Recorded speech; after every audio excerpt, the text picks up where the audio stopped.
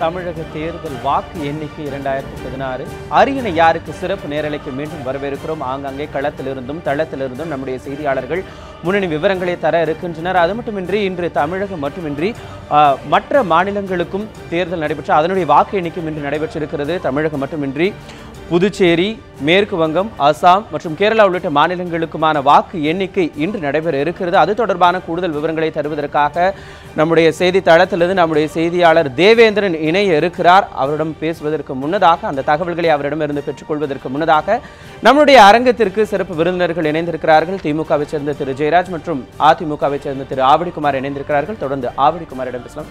ஐயா, இப்போ பார்த்துட்டீங்கன்னா 2016 சட்டமன்ற தேர்தல் மிகவும் வித்தியாசமான முறையில், ஏனென்றால் இந்த சட்டமன்றத்திற்கான தேர்தல் தேதி அறிவிக்கப்படுவதற்கு முன்னதாக மிக பெரிய குழப்பங்கள் எல்லாம் இந்த அரசியல் களத்தில் நிலவிக்கிட்டு இருந்தது. இந்த மாதிரியான ஒரு வித்தியாசமான தேர்தலை, பலமுனை போட்டிகள், இப்படிப்பட்ட ஒரு சூழலை எப்படி அதிமுக இந்த தேர்தலில் சந்திச்சு தன்னுடைய அந்த ஆளுமையை நிலைநாட்டிக்கிறதுக்கு எப்படி தயாரானீங்க அதிமுக? இல்லை, அனைத்து இந்திய அண்ணா திராவிட முன்னேற்ற கழகத்தை பொறுத்தவரை எங்களுக்கு எந்த குழப்பம் இல்லை. தேர்தல் அது உரிய காலத்தில் தான் நடந்திருக்கு. வேணா அதை தேர்தல் முன்கூட்டி அறிவிக்கப்பட்டது.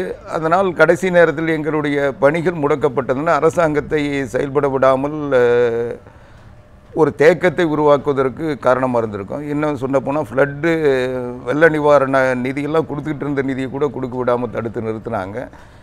இப்படி பல பிரச்சனைகள் ஒரு 2 மாதத்துக்கு மேலாக நிர்வாகத்தை தேர்தல் கமிஷன் கையில் எடுத்துக்கிட்ட ஒரு சூழ்நிலை தமிழ்நாட்டுக்கு ஒரு தேவையற்ற ஒரு தேக்கத்தை உருவாக்குச்சின்னு வேணால் சொல்லலாம். பட் அதிமுகவை பொறுத்தவரைக்கும் நாங்கள் எந்த நேரத்திலும் தேர்தலை சந்திக்கிற நிலையில் தான் இருந்தோம். எந்த தயக்கமும் இல்லை. நாங்கள் கடந்த காலத்தில் எங்கள் அரசாங்கம் செய்த சாதனைகள், புரட்சித் தலைவி அம்மா அவர்கள் மக்கள் நல திட்டங்கள் மக்களிடத்தில் கொண்டு சேர்க்கப்பட்டது.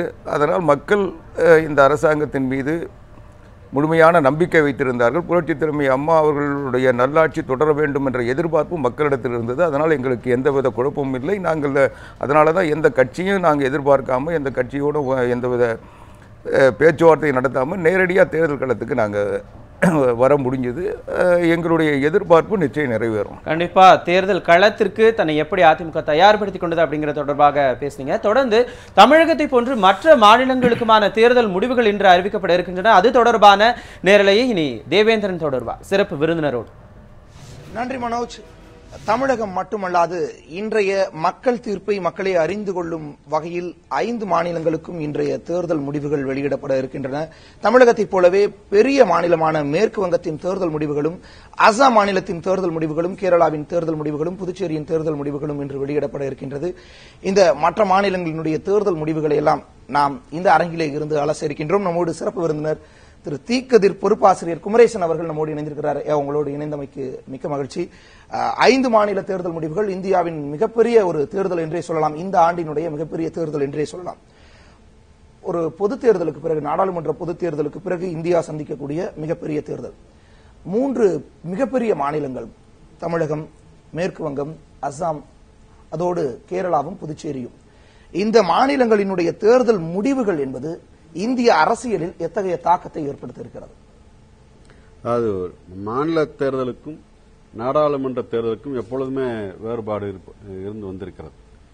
எனவே ஒரு மாநிலத்தினுடைய தேர்தல் முடிவுகள் இன்னொரு மாநிலத்தில் தாக்கத்தை ஏற்படுத்திவிடும் என்றெல்லாம் நாம் முடிவு கட்டிவிட முடியாது. அதுபோல நாடாளுமன்ற தேர்தலும் இது அப்படியே எதிரொலிக்கும், பிரதிபலிக்கும் என்றும் கடந்த காலத்திலே பார்த்திருக்கோம். அப்படியே தமிழகத்திலேயே பார்த்திருக்கிறோம்.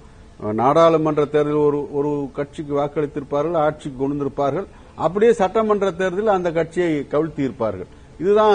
அப்ப மாநிலத்தின் தேவையொட்டி மாநில சட்டமன்ற தேர்தலை மக்கள் அணுகுகிறார்கள் என்பதும், அகில இந்திய தேர்தல் என்று வரும்போது அதற்கான அரசியல் முதிர்ச்சியோடு அகில இந்திய அளவில் அவர்கள் விரும்புகிற ஒரு கட்சியை தேர்ந்தெடுக்கிறார் என்பதை பார்த்திருக்கோம். இதுல எனக்கு நான் எந்த கட்சியை ஆதரிப்பேன், ஆதரிக்கவில்லை என்பதில் மாறுபாடு இருக்கலாம்.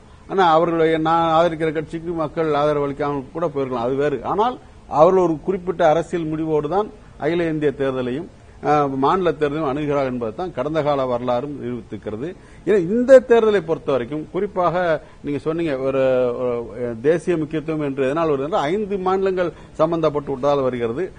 அதுல ஒரு 3 மாநிலம் இந்த பக்கத்தில் இங்க தென்பகுதியிலும் அஸ்ஸாம் அங்கே இருப்பதாலும் மேற்கு வங்கம் அந்த பக்கம் இருப்பதாலும் கிட்டத்தட்ட ஒரு அகில இந்திய தோற்றம் இதற்கு கிடைத்திருக்கிறது.